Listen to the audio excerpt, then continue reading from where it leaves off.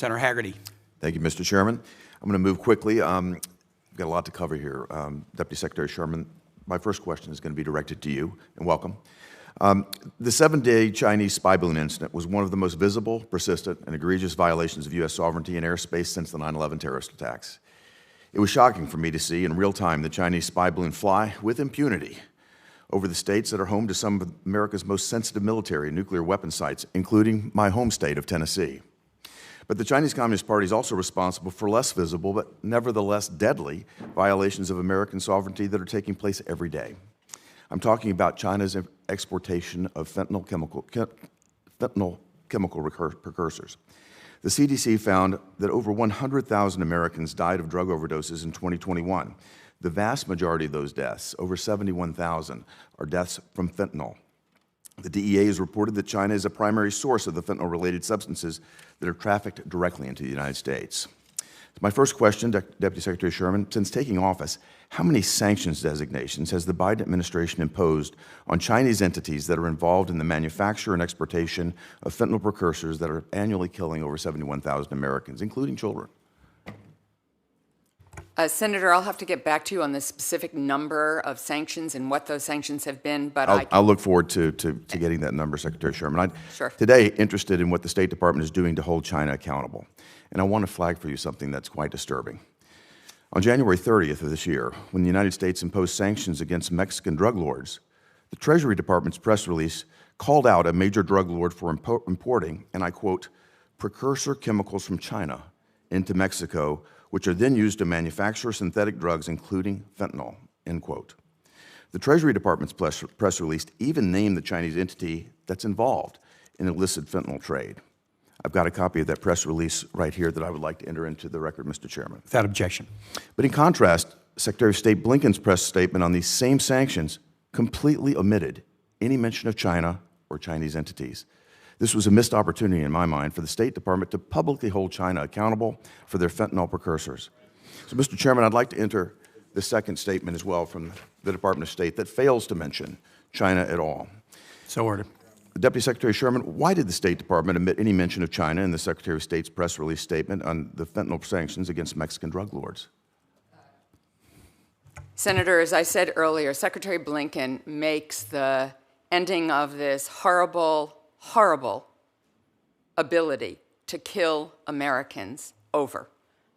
He certainly would have had this as a key topic in his meetings in Beijing, and at some point when we believe the conditions are right, we will be going to Beijing. Well, I'll reclaim my time against Deputy Secretary Sherman. A lot to cover here. Communist China is a state sponsor of fentanyl. Yes. And I'm gravely concerned that the State Department omitted mentioning China and for these fentanyl sanctions because the Secretary of State wanted to have this trip to Beijing. They didn't want to infuriate Xi Jinping. Absolutely not the case, Senator. News reports that you run the State Department's biweekly PRC strategy group that oversees the State Department's China policy decisions. And I feel like you missed a great opportunity here by pulling back on a chance to mention the fentanyl sanctions, to publicly hold China accountable for its role in the fentanyl scourge that's killing children in America. And when you add the recent news reports that the Biden administration didn't cancel Secretary Blinken's trip to Beijing until 5 or 6 days after learning about the Chinese spy balloon's initial violation of our U.S. sovereignty, it's just not a good look, and it doesn't inspire confidence. I think the administration can and can do a better job of holding China accountable. I appreciate your expertise in moving that direction. I'd like to go to a different topic now, Taiwan. I was proud to contribute to, support, and vote for Chairman Menendez's law in the FY23 NDAA known as the Taiwan Enhanced Resilience Act. But time's not on our side. The United States has roughly $19 billion backlog in annual arms sales to Taiwan. And at a recent public event, CIA Director William Burns said that the United States knows, and I quote, as a matter of intelligence, that CCP General Secretary Xi Jinping has ordered China's military to be capable of conducting an invasion of Taiwan by 2027. Chairman Menendez's Taiwan law annually authorizes as much as $2 billion in grants of foreign military financing to Taiwan between now and 2027. So, Deputy Secretary Sherman and Assistant Secretary Ratner, do you support the full implementation of Menendez's laws, the Menendez laws, $2 billion in annual grants of foreign military financing to Taiwan? I just appreciate a yes or no answer.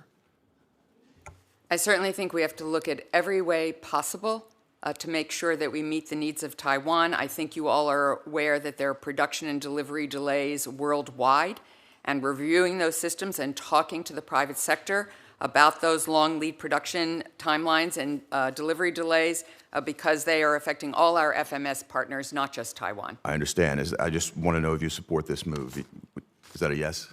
Yeah, I believe we need to look at every single option we have. Mr. Ratner, can you answer me yes or no on this? Senator, the department was clear that any authorization in the National Defense Authorization Act should be met with an appropriation as it relates to Taiwan security support.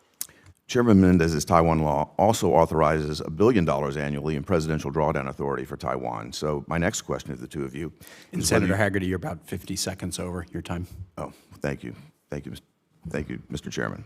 I'll come back to this, but I'd just like to say that China is a serious and comprehensive threat to Taiwan. And I just want to see us do everything we can to avoid the lessons that we learned in Ukraine, to make them tough, to make this, to deter what might happen. Thank you, sir.